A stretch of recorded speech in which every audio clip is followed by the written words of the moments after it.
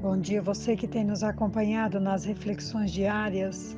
Eu te envio um grande abraço, juntamente com nossa gratidão pela sua amizade, o seu carinho e também a sua companhia. Ontem nós estivemos falando sobre a mudança na mente, a transformação da mente baseada na palavra metanoia, de transformação, metamorfose.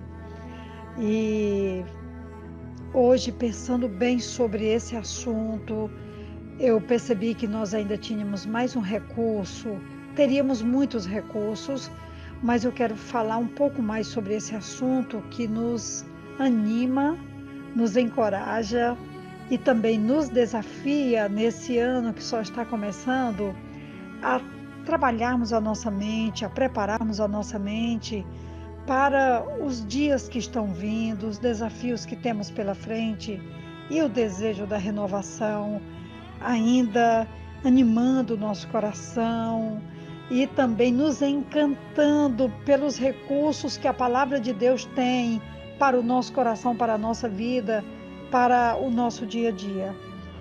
Um grande abraço a você, não desista de realmente marcar esse ano com a certeza de que temos um grande ano pela frente. Eu tenho essa convicção e eu também tenho esse desejo de permanecer contigo nessa peleja, nessa certeza.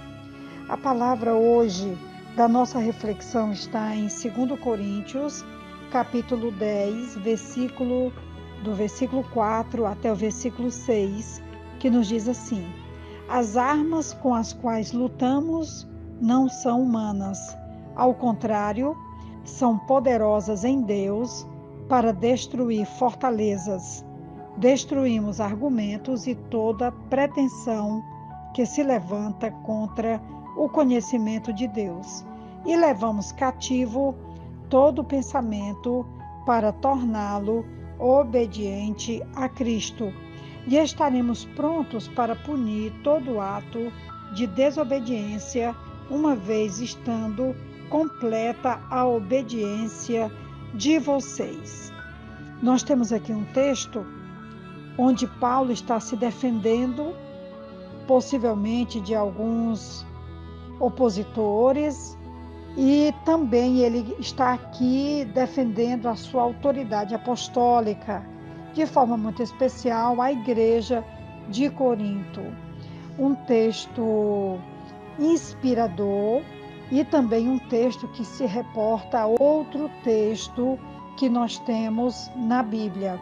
Paulo vai estar falando aqui das fortalezas que são criadas em nossa mente, as dificuldades que são as justificativas, as defesas, tantas vezes, ou de pecados, ou de práticas que podem vir a se tornar pecados e que de alguma forma está encontrando uma justificativa para ser mantida de forma carnal, como ele fala aqui nesse texto.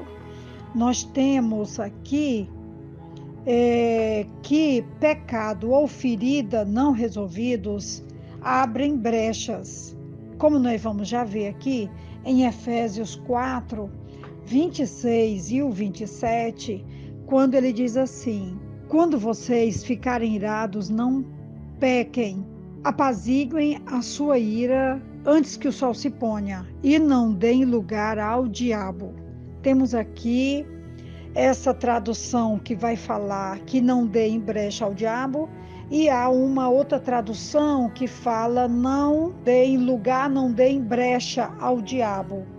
Essas brechas, elas, se não forem tratadas, que são exatamente esses pecados, essas práticas que podem se tornar pecaminosas, elas podem abrir brechas e futuramente fortalezas, quando elas são mantidas, como muitas vezes nós costumamos chamar de pecados de estimação.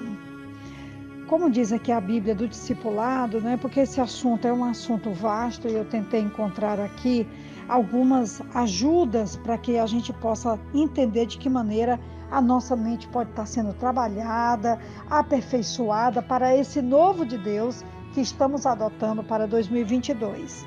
E essa Bíblia de Estudo diz assim: uma fortaleza é uma cegueira ou engano onde defendemos nosso direito de agir de forma errada e ou não conseguir agir de forma certa. Fortalezas, na linguagem da psicologia, são mecanismos de defesa. O que complica mais é que, por definição, elas são inconscientes e custa caro descobrir que realmente há áreas da nossa vida que não caminham debaixo do senhorio de Jesus Cristo. Fortalezas não precisam ser simplesmente entendidas, negociadas ou administradas. Elas precisam ser combatidas e destruídas com armas espirituais e não apenas humanas. E Paulo, então, no texto, ele vai dizer que, no versículo 4 do capítulo 10 de 2 Coríntios, as armas com as quais lutamos não são humanas, ao contrário, são poderosas, mas em Deus. Deus nos dá, então, as suas armas poderosas. Por exemplo, onde há ódio, nós temos a arma poderosa do amor. Onde há ofensas, nós temos a arma poderosa de Deus do perdão, onde nós podemos neutralizar toda e qualquer ação maligna que Satanás utiliza para nos tornar cativos e cativas, carnais, e seguindo o nosso próprio instinto e não andando em obediência, em submissão aos parâmetros, às determinações e aquilo que Deus espera certamente de nós, como povo de Deus e também como igreja do Senhor aqui na terra.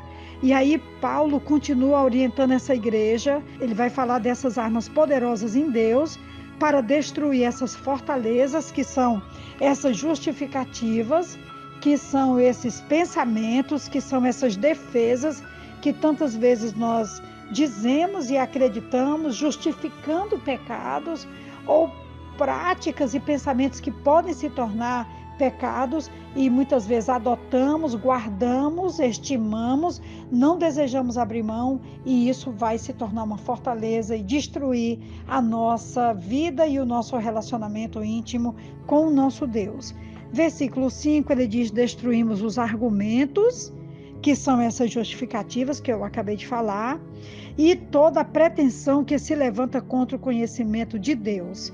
E devemos levar cativo todo o pensamento para torná-lo obediente a Cristo. Eu já caminho aqui para a conclusão desse áudio, desafiando você a também levarmos cativo todo o pensamento ao nosso Deus, a sua palavra, a sua vontade, e não abrirmos mão daquilo que Ele tem determinado para a vida, para a saúde, para a caminhada do seu povo. Nós precisamos confrontar nossa mente, abrir mão de pecados que tantas vezes estamos guardando anos e práticas pecaminosas que estão nos assediando, nos convidando, nos atraindo e dizendo que não tem nenhum problema, e poder abrir mão disso para ter uma vida de transformação, como diz a palavra de Deus em Romanos 12, versículo 2, que nós devemos ser transformados pelo conhecimento de Deus e que nós devemos caminhar certamente debaixo da vontade do Senhor. Que assim seja, que Deus nos ajude e que a nossa mente tenha liberdade para servir, para amar e para andar obedientemente a Cristo. Que Deus nos ajude nisso e que tenhamos um ano de liberdade nele, de obediência. Quem vos fala é a pastora Betinha, da Igreja Batista Esperança. Eu te envio um grande abraço. Amém.